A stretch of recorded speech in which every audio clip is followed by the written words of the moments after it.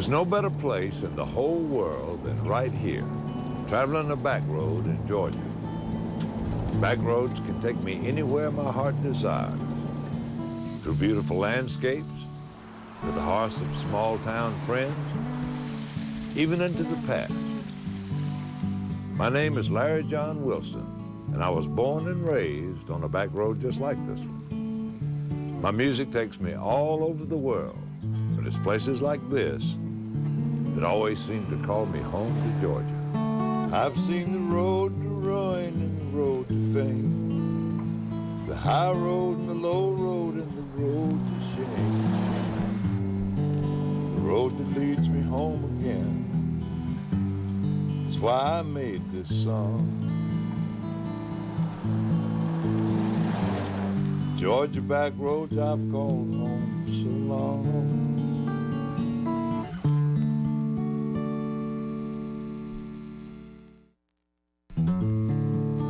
More Georgia Backroads was made possible by a generous grant from the Ray M. and Mary Elizabeth Lee Foundation and by viewers like you. Thank you.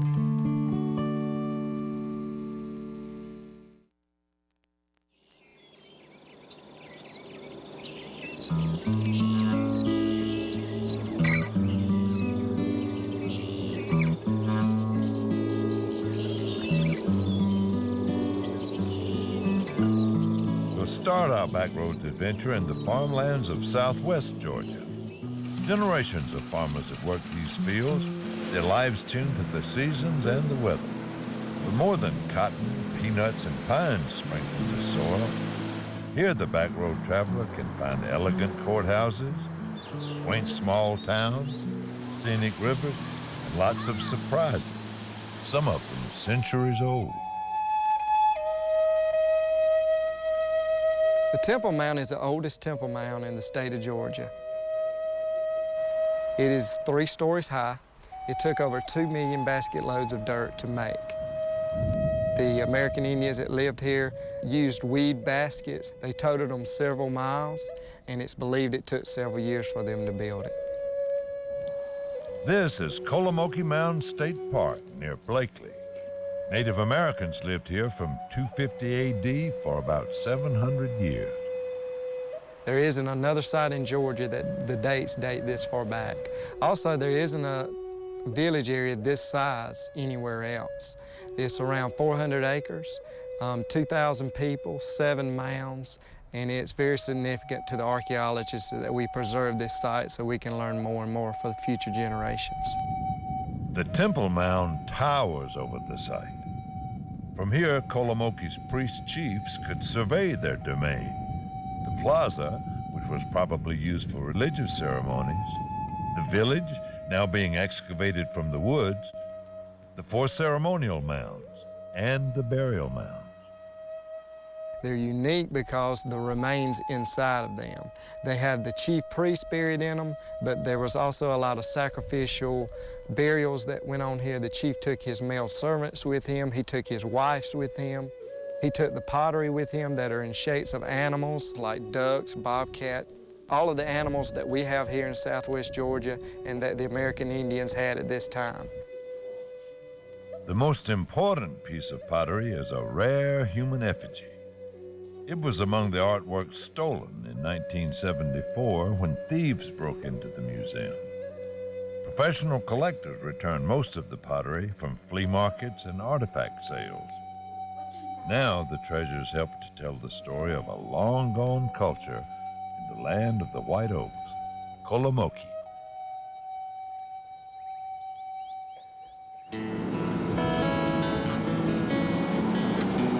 This part of Georgia was the last to be seated by the American Indian.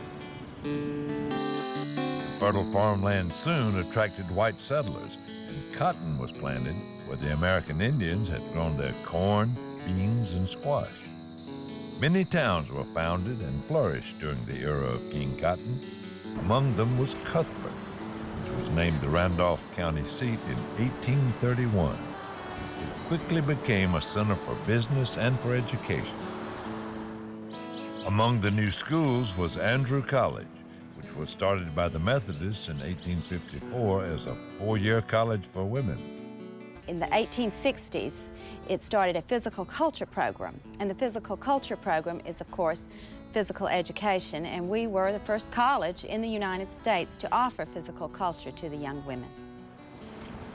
By the early 20th century, Cuthbert was home to an elegant courthouse and many fine homes.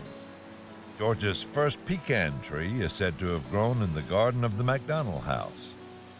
The town was thriving, and so were the businesses on the square. The building has always been a hardware store, but it was also the doctor's office upstairs and also the funeral home. So they took you from the cradle to the grave.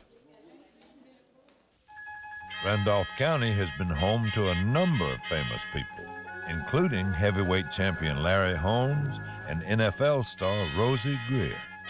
But one of its best-known native sons was bandleader Fletcher Henderson, who was born in Cuthbert in 1897. His family was a very strict family, careful about the way they walked, talked, and they was also supposed to be at their best. And his father was a principal here. His mother was also one of our teachers, and she was the music person. So she taught all three of her children to play the piano. His father became a father for a lot of the people in the community. They would sweep their yards, tidy up their fronts and everything for him. So it was a lot of respect. Fletcher Henderson earned a science degree at Atlanta University and then moved to New York for graduate work. Instead, he launched a musical career by playing piano on a Hudson riverboat. Henderson's musical arrangements laid the foundation for the swing era, and his own bands were among the most successful black jazz bands of the 1920s. As a band leader, he helped the careers of saxophonist Coleman Hawkins and an up-and-coming trumpet player named Louis Armstrong. He later arranged music for Benny Goodman and influenced a host of other musicians as the unofficial king of swing. So the people that played with him, or socialized with him, or mingled with him, those are the ones that really kept his legacy going. Henderson died in 1952 and lies beside his family in Cuthbert's Greenwood Cemetery.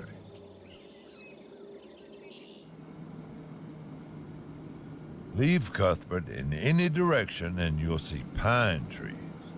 Tree farming is big business around here. For most Georgia farmers, working on the land is much more than just a job. For some, it's even a family tradition that goes back several generations. My great-grandfather, Nathan Morgan, purchased our farm in 1886 from Mr. Alexander Windsor, and it has remained in our family ever since then. First, great-grandfather Nathan, then grandfather Milton, and my father, Carenza Morgan, have all owned this farm.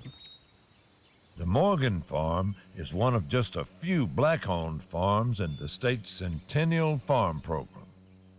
Back in 1890, Nathan's sons hauled lumber from a sawmill 7 miles away to build the house that is home today to Nathan's great-grandson, Tony. Several of the original outbuildings have also survived, along with a host of discarded farm equipment that tells its own story of working the land. It's just amazing they haven't been destroyed or anything. Each time something is no longer used, it was just taken to a certain place to remain there. Hey, how you doing? George King can remember a time before any of the tractors when he worked for Winfred's grandfather, Milton. He would feed me right here in that kitchen there. I ate dinner here every day. He paid me $1.25 a day, plying the mills from sun up to sundown. Over the years, the Morgan Farm has been a source of pride for the family and community, and a favorite gathering place, especially during the time of Carenza and Maisie Morgan. You can take them biscuits and sop them.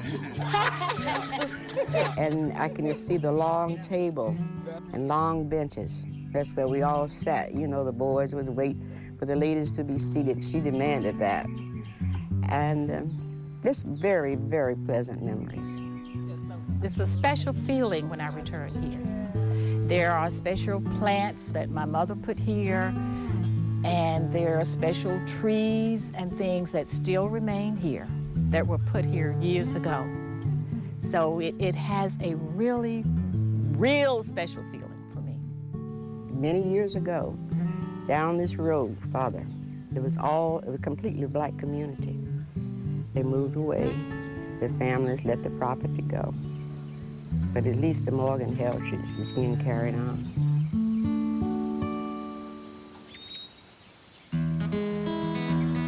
The mother of Georgia's pecan industry may be back there in Cuthbert, but her offspring shade many a back road in this part of the state. Our next stop is the neat little town of Leslie, which has a big surprise in store for us.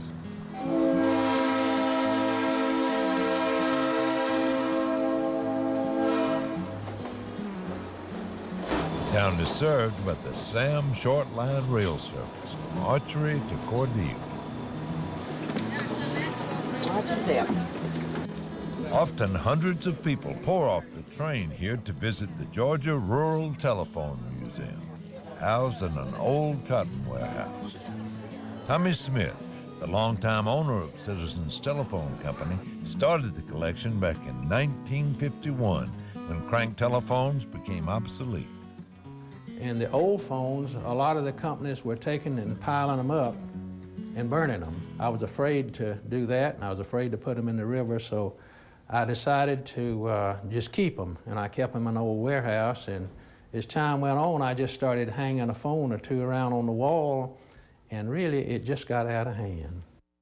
There are now more than 5,000 telephone items hanging on the wall.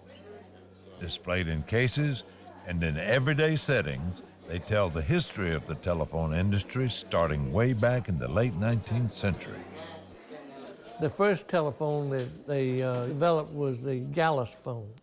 They named things after things they were used to seeing and using in everyday life.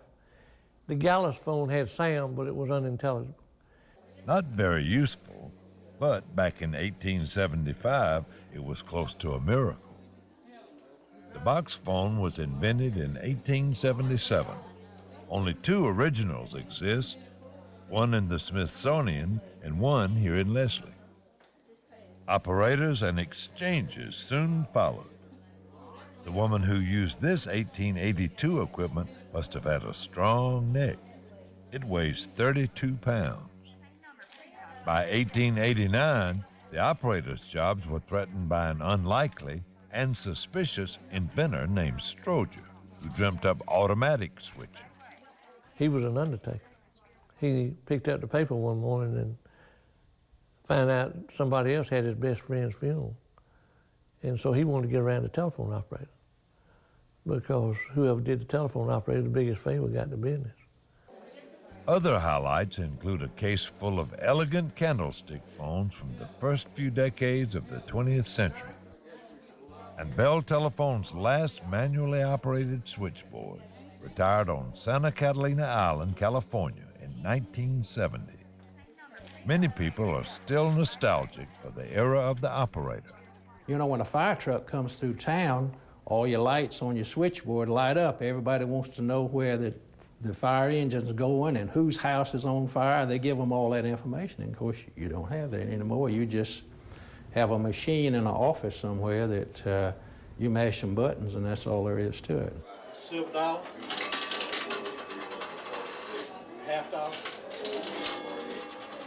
If we don't save something of history, whatever it may be, telephones or whatever we're into, then it won't be here for anybody else to see. And so this is what we try to do here.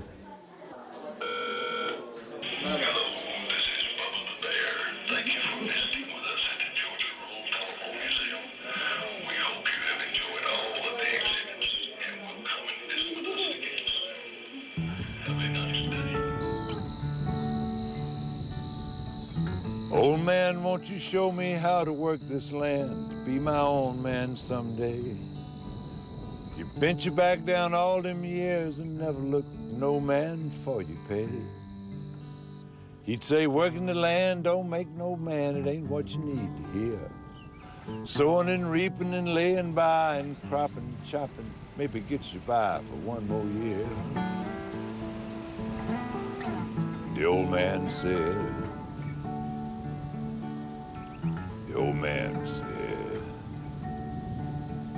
farming has been the way of life for folks in southwest Georgia for thousands of years. There have been good times and bad times on the land, years of plenty and years of sorrow and hardship. In the 19th century, many of these fields were part of large cotton plantations worked by slaves. In the early 20th century, after the cotton boll weevil struck, black and white alike struggled to make a living here. Today, farmers can do well growing cotton and peanuts, but it takes a special kind of person to face the hard work and uncertainty. They're a very innovative breed of person. They're very optimistic. You know, for a guy to go to the bank and borrow as much money as he does and put as much at risk as a farmer does and still remain optimistic and feel that year in and year out, hurricane after hurricane, that he's going to do a good job and make a good crop. He's a very special breed of person that Worth County really embraces. You got to be an expert mechanic, an expert tractor driver. You got to know how to do figures. Got to be a chemical expert.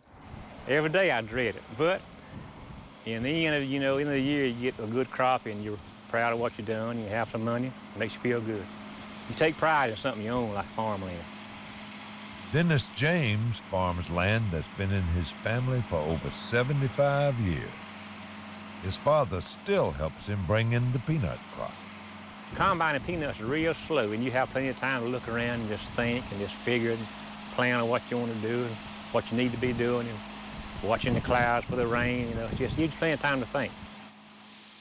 Since the Depression, peanuts have been the #1 crop in Worth County, which claims to be the peanut capital of the world.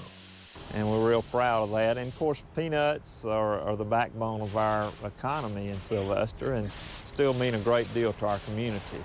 In my business, I can tell if the peanut farmers have had a good year or not. Christmas time, they come in. If it's not a good year, you don't see as many. Welcome, ladies and gentlemen, to the 41st Annual Georgia Peanut Festival of Worth County, Georgia. Every October, during the peanut harvest, Worth County turns out to celebrate its favorite lagoon.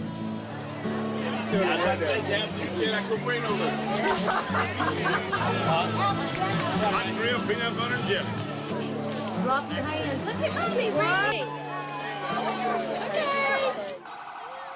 The Peanut Festival kicks off with a parade through Sylvester's historic downtown streets.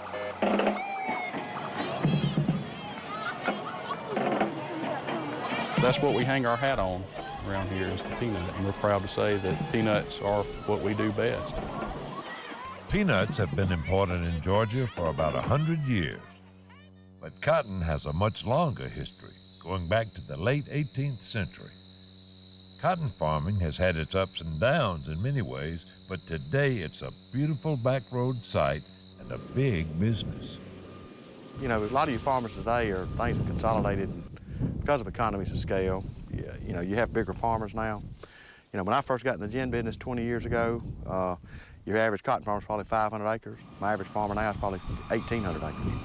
In season, when you're harvesting and planting and getting everything in, you know, you're up at daylight, and you may come home at 8, 9, 10 o'clock at night. So I mean, it's nothing for us to work 80, 90-hour weeks. But I mean, it's just once you grow up in that, you're used to it. Several generations of Mobleys have farmed in Colquitt County, and they're one of the county's biggest businesses. Mark Mobley runs the family's cotton gin. All we're doing in the cotton gin is the same thing Eli Whitney invented over 200-something years ago, is we're separating the fiber from the seed. He had an old wooden peg that would come through 2 ribs and it'd pull the fiber off the seed. We do it with saws now, and we do it a lot faster. Some of my best times are when I can come out and just walk through the fields. You know, you kind of get back to the land and get back to what you're used to doing. Because I grew up, you know, on tractors and with equipment and, you know, working the land, and you'd love to get back out and do that.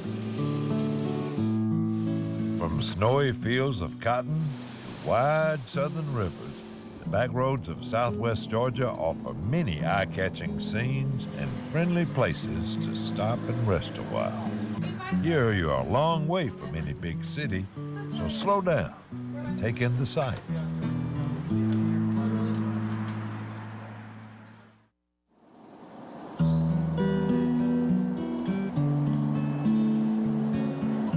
This part of the state, east central Georgia, is where my heart is. I was born and raised here, and I know these back roads like the back of my hand. It's a region full of farms and small towns, some that have seen better days. But there's a richness and depth of history here like no other. From these rolling hills in the north to the flatter land further south, every acre has a story to tell. We'll start our backroads tour of this region at one of its oldest and most curious sites, the Rock Eagle. The Rock Eagle 4-H Center nestles against the Oconee National Forest. At more than 1,400 scenic acres, it's the largest 4-H center in the country. It takes its name from the mysterious rock mound that it harbors. What is the Rock Eagle? A very large pile of quartz stone in the shape of a bird. The Rock Eagle is a mystery, to be honest. There's a lot that we do not know about it. This is one of 2 effigy mounds found east of the Mississippi. Why are there only 2? Over the years, the 2 sites have provided more questions than answers. Experts think they had a ceremonial or religious purpose, but nobody is sure. Estimated to be about 2,000 years old, the Rock Eagle lay undisturbed until 1877, when Georgian Charles Colcock Jones, Jr. surveyed it for the Smithsonian. He was a wealthy fellow that went around a lot and worked on a southeastern collection of native artifacts.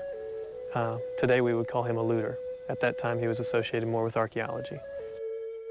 More modern archaeology was done in the 1930s and 50s. A quartz tool and a few human and animal bones were found, but they threw little light on what is probably one of the oldest sites in the state. So the big questions still remain. Why was the Rock Eagle built, and who built it? For now, at least, the Rock Eagle is keeping its secret.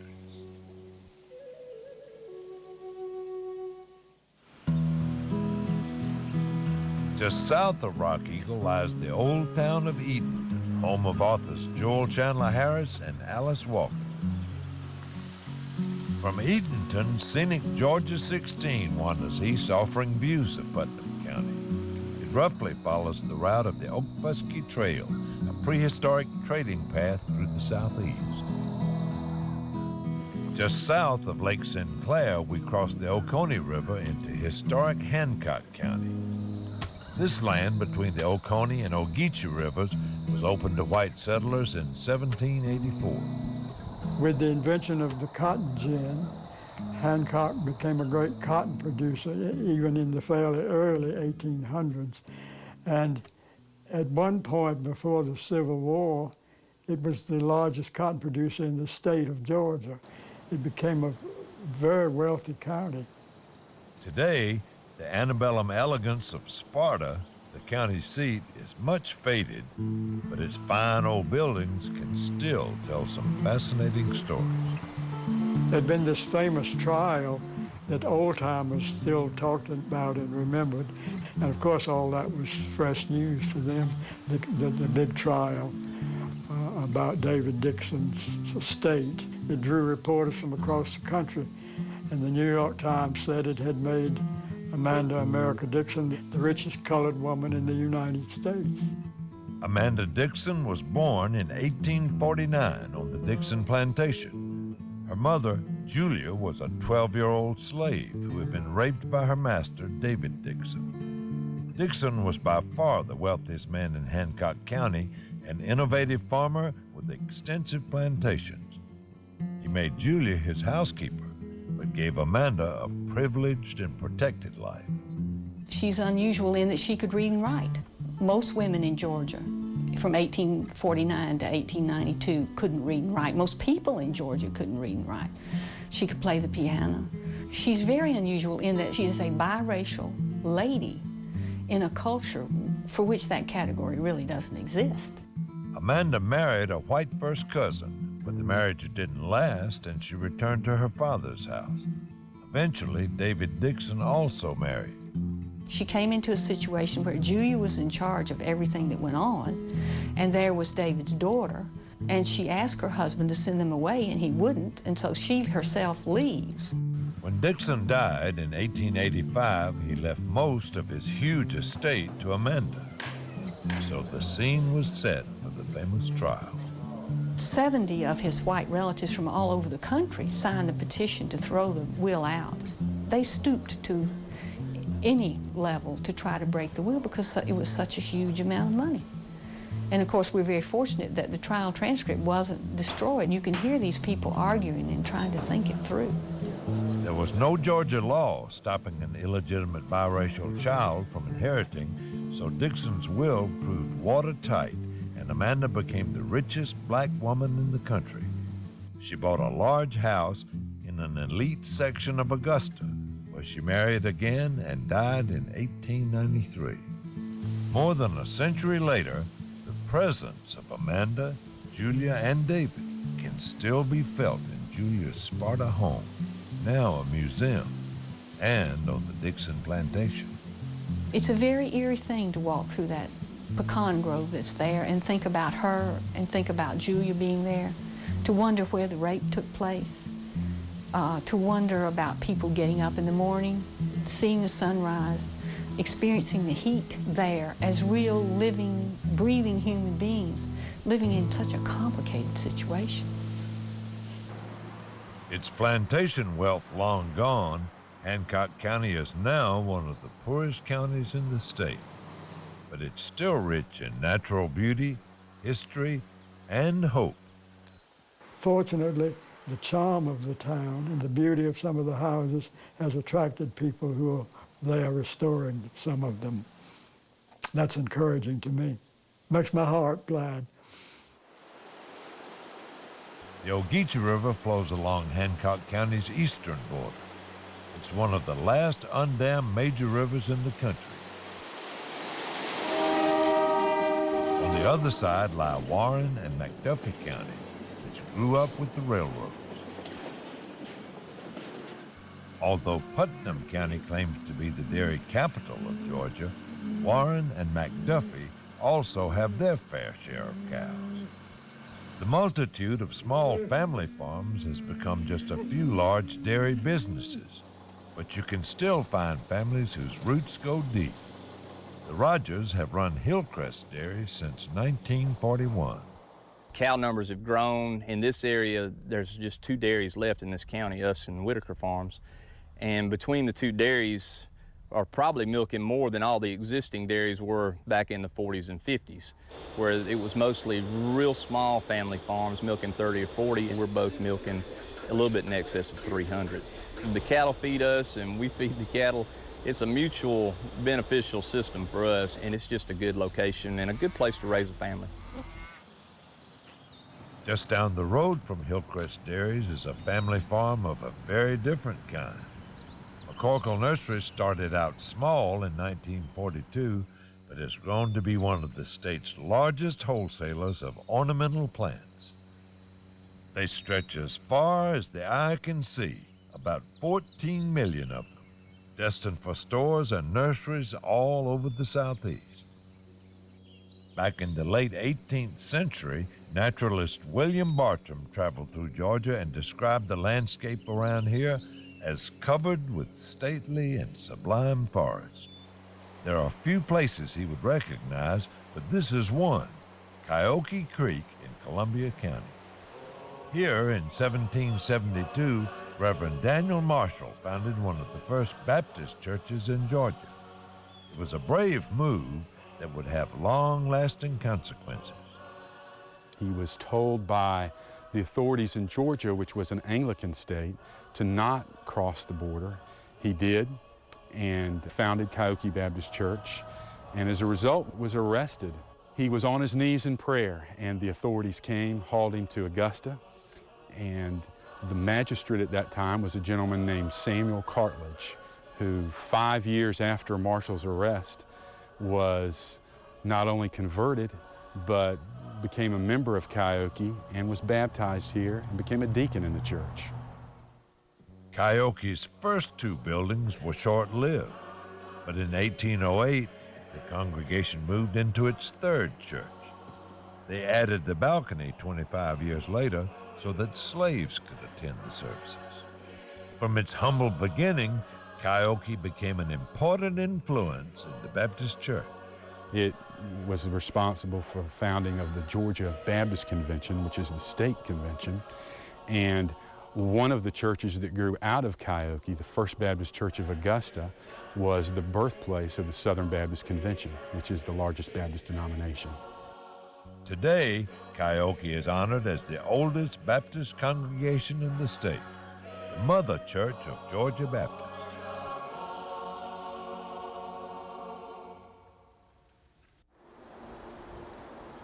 Over the centuries, this sleepy East Georgia landscape has proven fertile in more ways than one. From this soil sprang writers, musicians, and one of the world's comic geniuses. I never fail to tell anyone that when they say, well, who was you before you married? And I said, oh, I was a Hardy. I'm Oliver Hardy's third cousin. And they say, oh, no! Well, how about a nice cool drink? Well, that's right. It'll just put me in the mood. Yes, sir.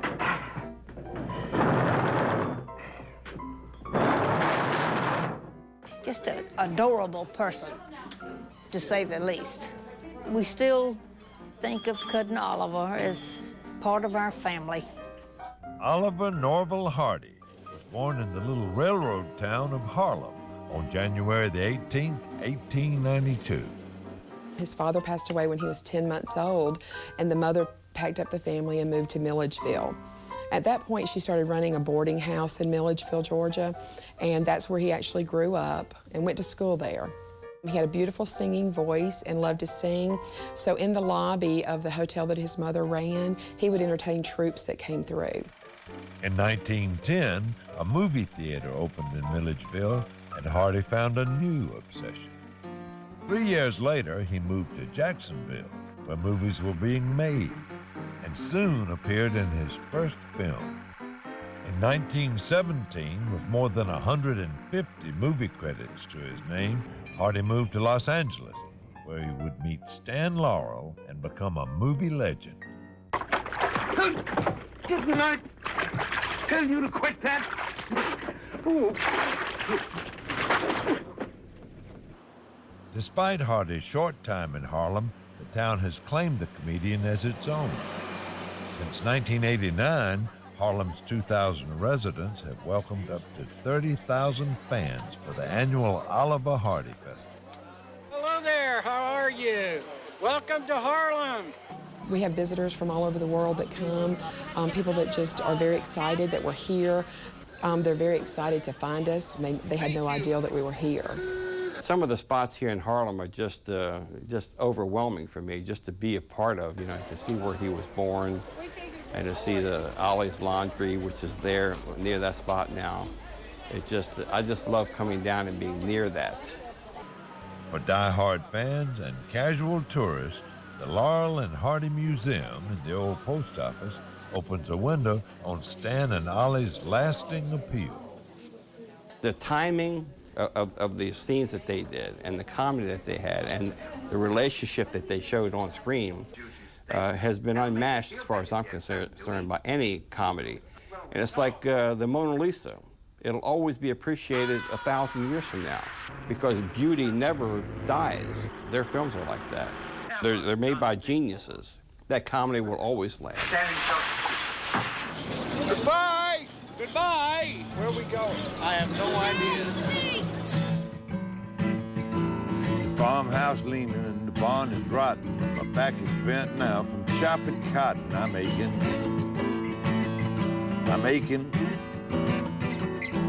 The boxing pine, cropping tobacco, wore out mule, and a no-count tractor quit now. This is it now.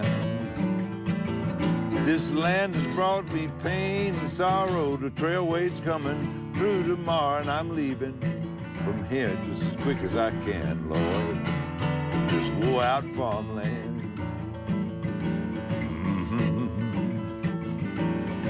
This same worn-out farmland inspired one of Georgia's most important writers. In the 1920s, Erskine Caldwell was starting out at a newspaper in Rennes.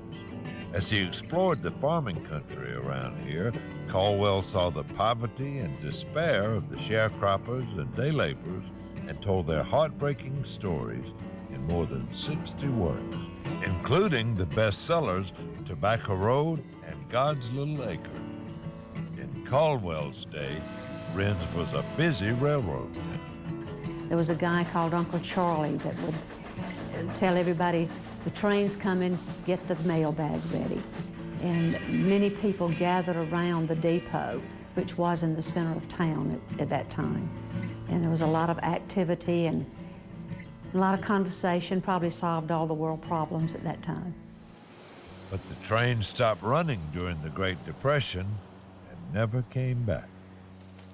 Today, Rennes is a quiet little town, except for the junction where Route 1 goes through town. That's where you'll find Hog Wild Johnson.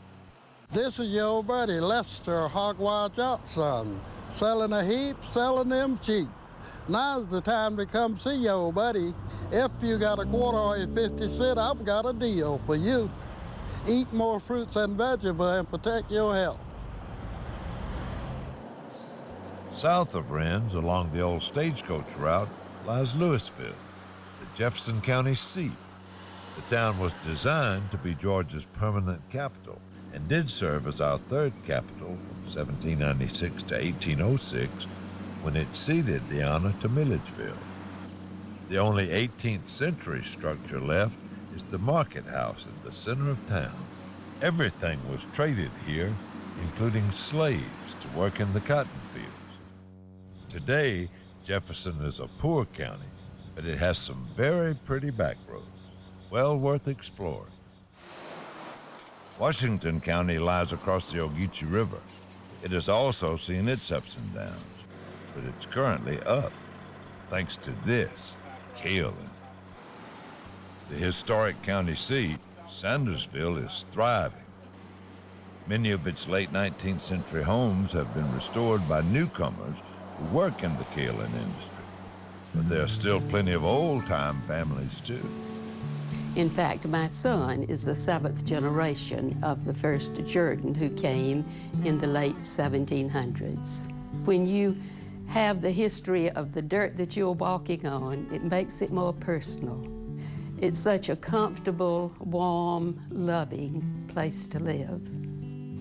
There were Jordans here back in 1864, when Yankee General Sherman took a nap on a couch at the Brown House during his march to the sea. And in 1915, when the boll weevil arrived and devastated cotton crops for the next 60 years. But the people of Washington County didn't have to look far for their economic salvation. Well, the kaolin was waiting on us to need it, perhaps. The first that I know was a man named Luther U. Campbell, and he began mining it in the 1920s, but it was a small-scale thing until after World War II, when a very admirable and diligent businessman who owned the Sandersville Railroad made it attractive for the people interested in kaolin to locate their processing plants at his railroad sidings. It's one of just a few places in the world where really high-quality kaolin deposits are found. It's in this location because about 50 to 100 million years ago, it formed up in the Piedmont from feldspar, and then it was washed down to what was then the edge of the ocean. The kaolin settled out in lagoons and swamps along the edge of this ocean. Kaolin is found all along the edge of that ancient ocean, an area we call the fall line. And what you do, you take cuts so that you make one pit that's a few acres and mine that out, and then you start the next one, you put the dirt back in that pit, so it just keeps moving. And then when you get down to the clay, there will be the backhoes digging the clay, putting it on trucks and hauling it up to where it's going to be processed. Once the digging and hauling are done, trees are planted or a pond is created and the process moves on. Kaolin, also known as China clay, has multiple uses, ranging from paper and plastics to ceramics and paint. And Georgia's kaolin is some of the best. The industry provides work for thousands of people, which is a great reason to celebrate. Each year since the 1950s, Sandersville has hosted a kaolin festival.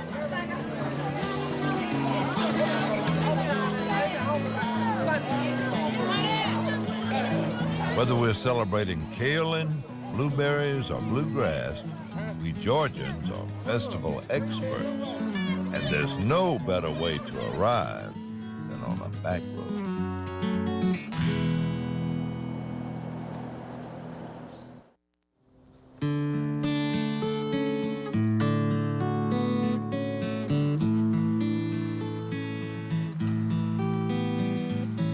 Southeast Georgia is a land of trees.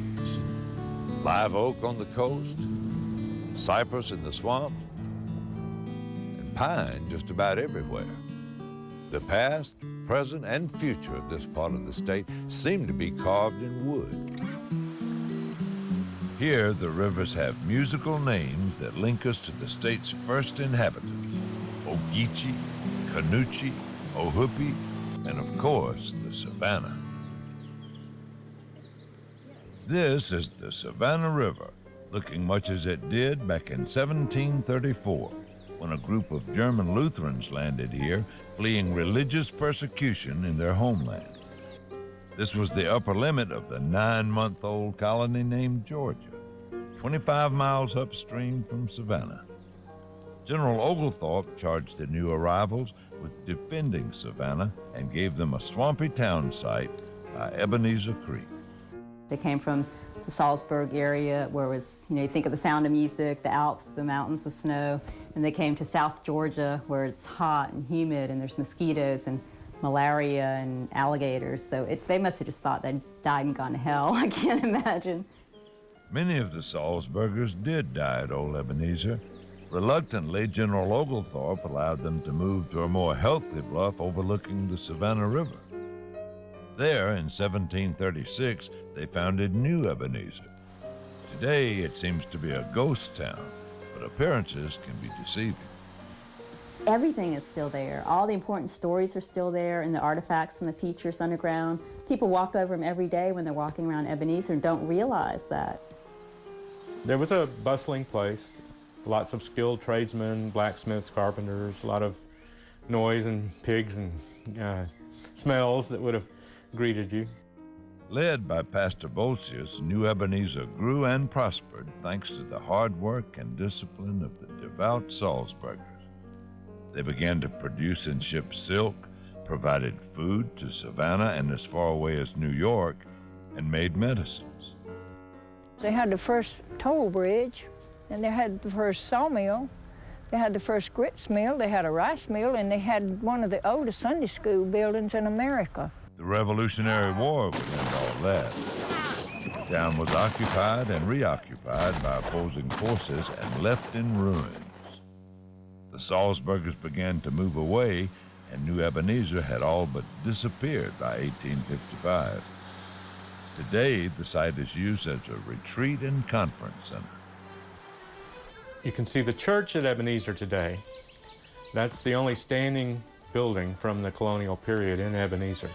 There is a graveyard, but none of the tombstones that you'll see in the graveyard date to the colonial period.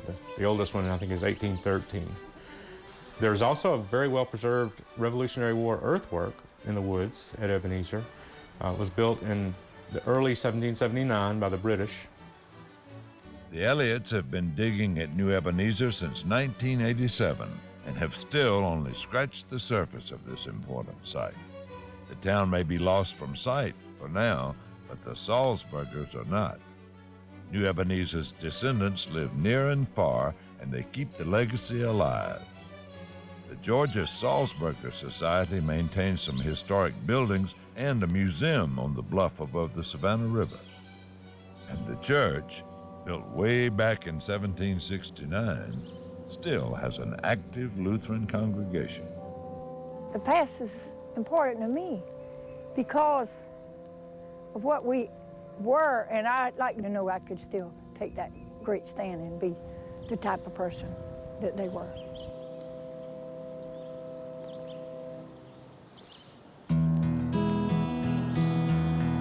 This region is where our state began, and the backroads offer many glimpses into our past.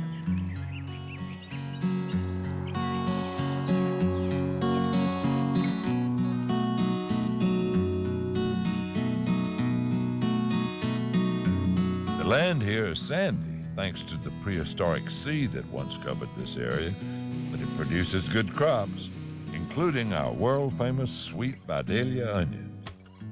Many of the crops rely on these, honeybees. Georgia is one of the leading bee producers in the nation, and nobody knows bees like Reg Wilbanks of Claxton. Wilbanks apiaries came to be when my great-grandfather gave my grandfather 4 colonies of bees as a wedding present in the mountains of northeast Georgia. My grandfather expanded that number from 4 colonies to 300 with the help of my father growing up as a young boy, and they produced honey and sold it in the mountains of northeast Georgia and in the Atlanta, Georgia area. After losing their mountain home to fire, the Wilbanks moved to South Georgia, which has a better climate for honey production. In the 1980s, mites killed off nearly all the wild bees, causing a pollination crisis.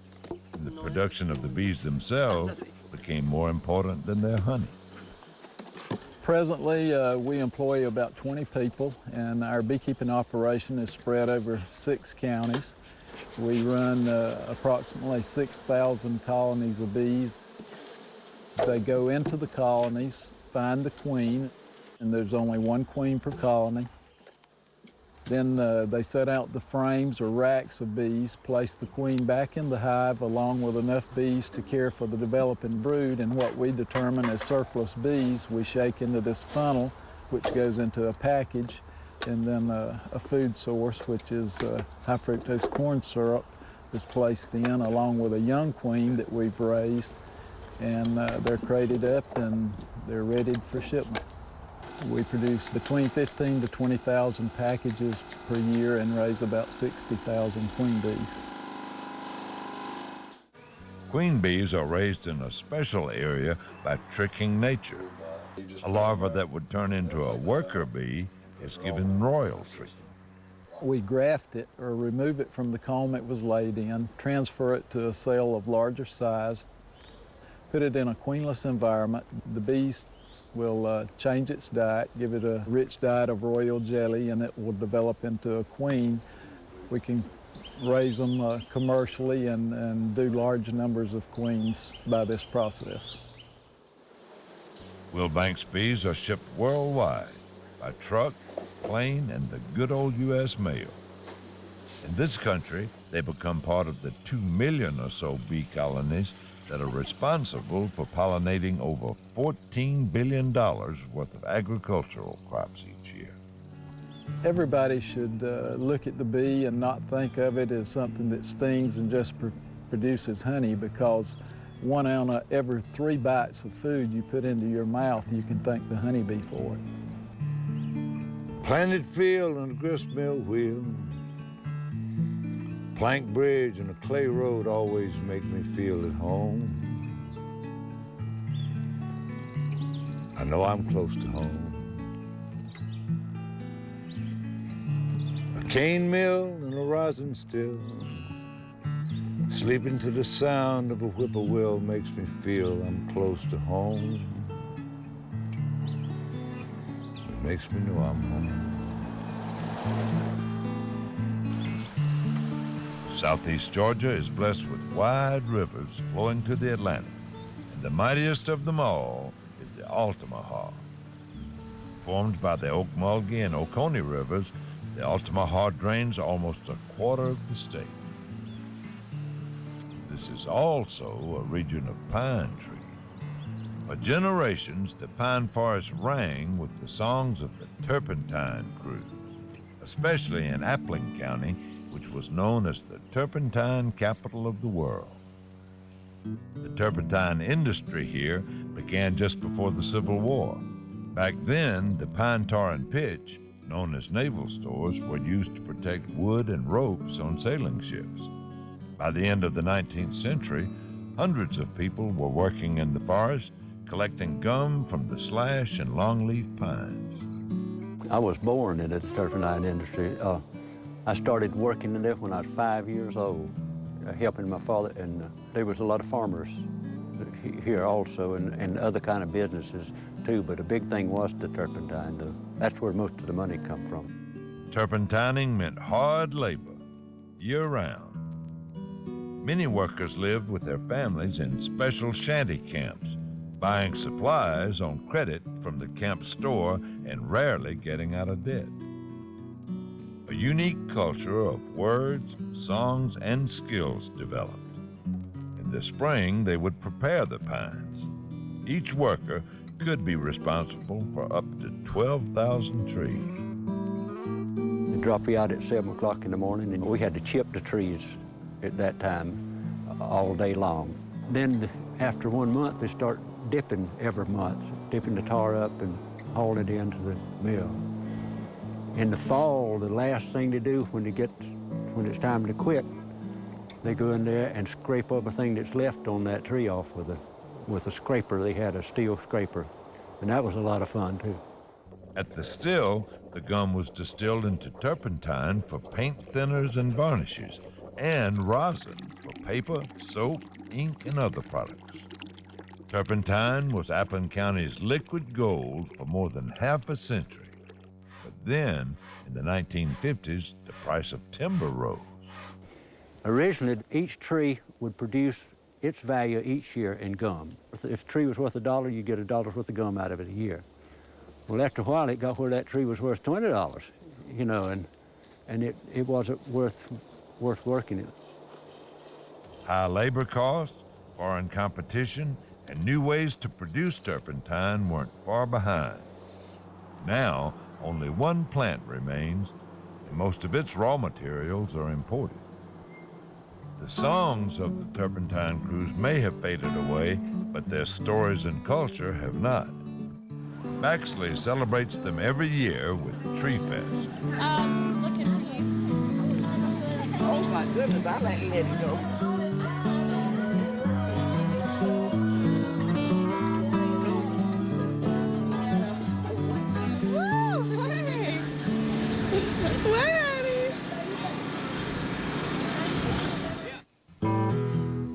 Forest, fields, and wetlands still take up most of this region, and people are thin on the ground. Back in the late 19th century, it was even more isolated, especially around the great Okefenokee Swamp. Here, another unique culture developed, the swampers. They lived off the land, hunting, fishing, and trapping, while their cattle and hogs grazed in the piney uplands around the swamp. This pioneer lifestyle is remembered at a number of places around the Okefenokee, including Obadiah's Okefenoke on the Swamp Road outside Waycross.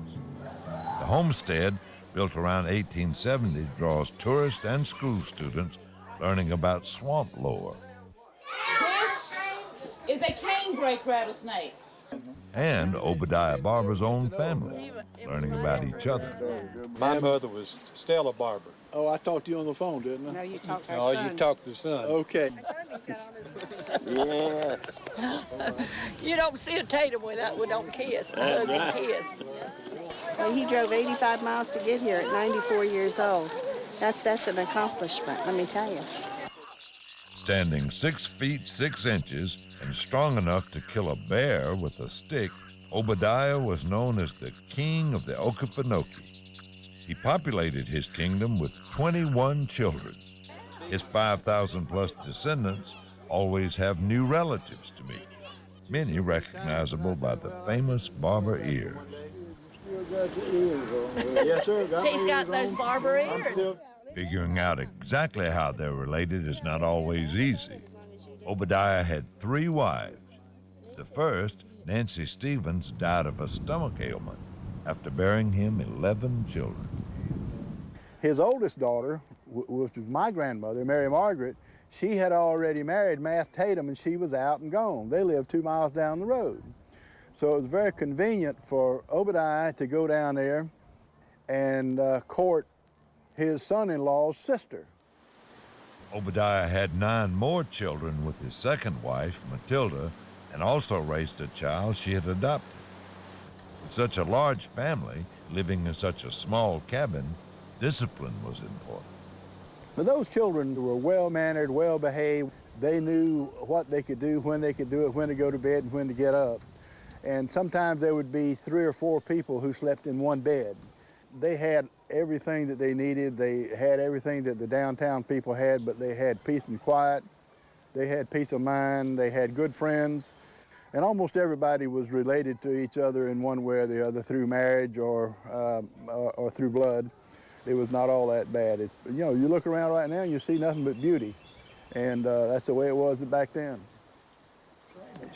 Life was simple and remote, and everyone worked hard, but Obadiah was by no means poor. By 1880, he owned more than 1,500 acres and was a respected swamp guide. In 1898, age 73, Obadiah married his 3rd wife, 26-year-old Martha. They divorced with no children in 1907, and Obadiah died 2 years later. He proved that you could make it if you worked. Make a living, get ahead, take care of his family, and have pride. So I think he left a great heritage. I think he left a lot to us all. He was a very generous person that would help anyone. And we need more people like that in the world, so hopefully there are a lot of descendants like him. Barbers, Chessers, Lees, Mizelles. The Okefenokee bred lots of tough, resourceful people who shaped the past and still influence this part of our state. Any back road that takes you to this rare and beautiful place is one well worth traveling. Will Rogers said he never met a man he didn't like. Well, I've never met a back road I didn't enjoy. The sights and sounds and people have inspired my songs for years and keep me coming back for more. From the mountains to the Okefenokee, from the Chattahoochee to the Atlantic, Georgia's back roads promise rich experiences in the slow lane of life. You know, I think I hear another back road calling me right now. I've seen the road to ruin and the road to fame, the high road and the low road and the road to shame. The road that leads me home again. That's why I made this song. The Georgia back roads I've called home so long.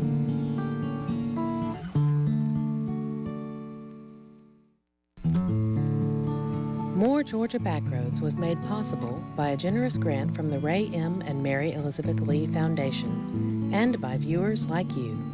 Thank you. This has been a production of Georgia Public Broadcasting.